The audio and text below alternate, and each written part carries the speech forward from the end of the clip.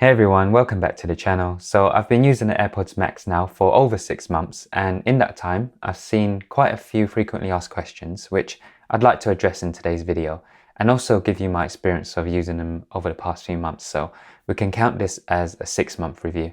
So you might find this video useful if you're thinking about picking one of these up or considering waiting for the unconfirmed AirPods Max 2.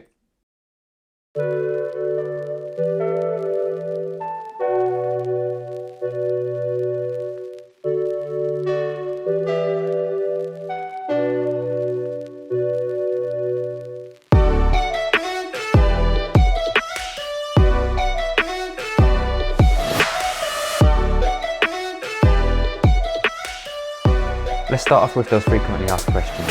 Number 1. Should I buy the AirPods Max now, or should I wait for the AirPods Max 2? So tech doesn't always move in a linear progression, and you can apply that for most services or products. By that I mean version 2 isn't always better than version 1. For example, today's KFC doesn't taste as good as KFC from the 90s, and I still prefer the keyboard on my 2014 MacBook Pro compared to any of the sequels that came out afterwards. In the context of the AirPods Max, we just don't know what the AirPods Max 2 will be like. It might get a USB-C charging socket. Never gonna happen. It might get a longer battery life, but at the same time, maybe sound quality will take a dip, or the volume knob might not feel as good. Stop it. Maybe the noise cancelling won't be as effective, or the construction materials will change. The point is, right now, for the price, it's a great product. It's not a perfect product, but we'll get back to that later. Question number 2. Can you use the AirPods Max with the PS5 and the Xbox Series X? Yes, you can, and the experience is better with the PS5 because you can get a low latency Bluetooth dongle called the Skull & Co audio stick. And that means you get true wireless freedom. If you need a microphone for multiplayer, you can use the microphone on the controller, but I do recommend that you pick up a USB microphone like a boom mic or the wireless mod mic. For the Series X, on the other hand, you can only hook it up through the controller with the official Apple cable. So that means you're still tethered to the controller. You might think this difference isn't so huge, but consider that you get a lot less freedom when you're still tethered to the controller. For example, you might want to visit the loo, but you want to keep that banging Final Fantasy 13 soundtrack going in your ears.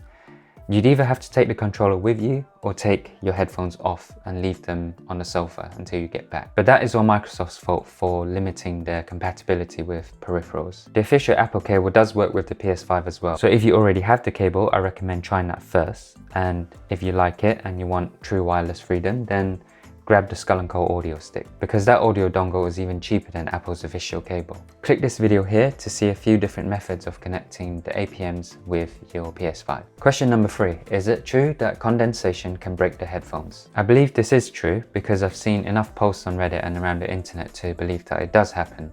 However, it's never happened to me. You will get condensation in the ear cups as you would with any pair of headphones. It's just that it's easier to see with the AirPods Max because the ear cushions are really easy to take off. So it's not a question of whether or not you will get moisture in the ear cups. It's more a question of will you get a level of moisture that will brick your headphones. And unfortunately, the only way to find out is to use them for a while and see if it happens to you. Using it over 6 months every day, my headphones have never broken. Question number 4. Are they okay for big heads? What does it say? 55.5.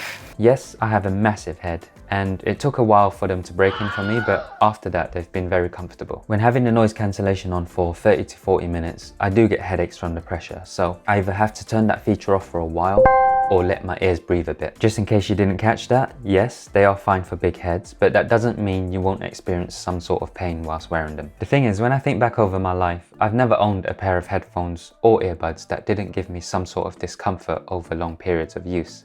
So that's why I prefer to use speakers whenever possible. But that's a conversation for another time. Check out my Sonos videos here. With those questions out of the way, here are some positives and negatives I've come across in my time with the AirPods Max. The first negative is the battery life.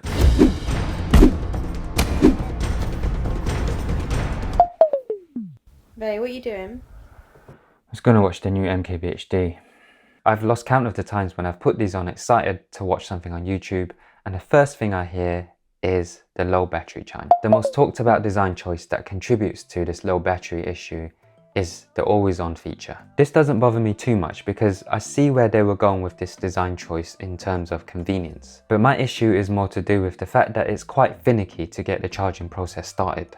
They are an expensive pair of headphones, so I don't want them to be exposed to any accidents. So every time I want to charge it, first thing I have to do is find a nice spot for it to sit, usually on my stand, and then I have to fiddle with the lightning cable and slot it into the tiny socket. It would have been so much better if there was a safer and more convenient way to charge the AirPods Max, like maybe a case that is actually smart. There are some aftermarket products out there that combine a stand with magnetic charging, and I haven't used those before, but they do look like a good solution for making the whole process a bit more seamless. My second negative is the iffy auto switching feature. So when I first bought these, the headphones would detect whether I was in front of my MacBook or my phone and ask if I wanted to switch over.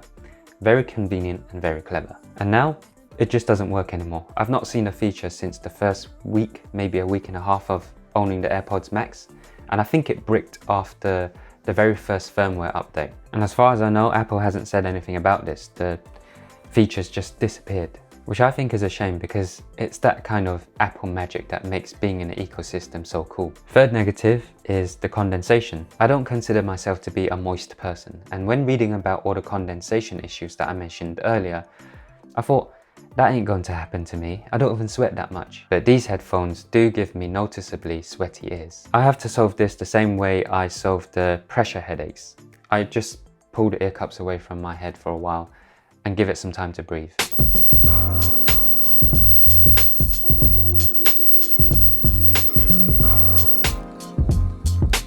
It's not all doom and gloom for the AirPods Max. These headphones really shine where it counts. When it comes to positives, quality is right up there.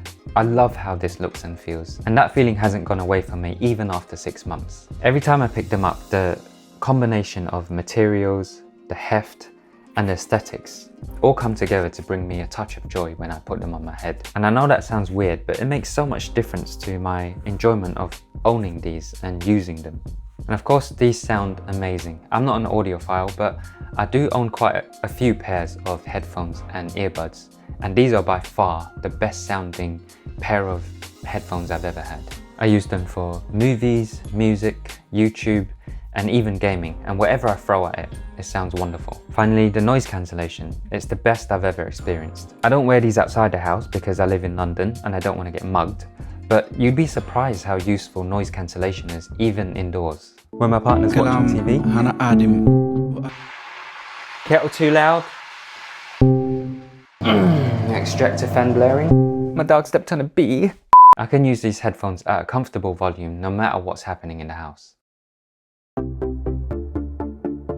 So those were my positives and negatives, and it's very important that you figure out what your specific needs are when you're shopping around for a pair of headphones. I would say I am glad I bought the AirPods Max because they fit my specific criteria for a pair of ANC headphones. They're not perfect, and some of the imperfections you might be able to work around, some you might just have to live with. But if you've been eyeing these up for a while and you have the cash to spare, make sure you handle your energy bills first, and you want a pair of headphones that look great, sound great, and fit into your lifestyle seamlessly, I highly recommend the AirPods Max. No buyer's remorse here for me after 6 months. Thanks for joining me for today's video. I hope you found it useful. Don't forget to subscribe if you want to see more content like this. See you in the next one.